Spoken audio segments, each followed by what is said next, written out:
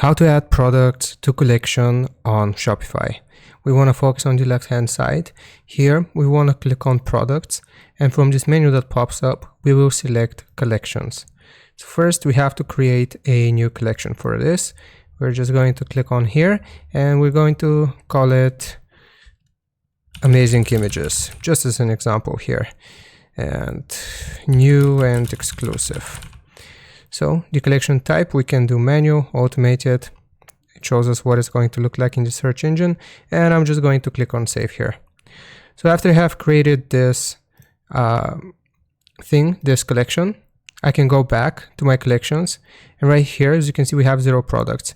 Now if I click on it, then I will go to products underneath, and I'm going to click on or search for my product that I have uploaded previously.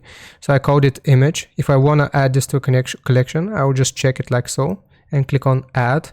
And now as you can see, products updated, and we've successfully added this product to our collection. So hope this helps. Leave a like and sub. I'll see you next time.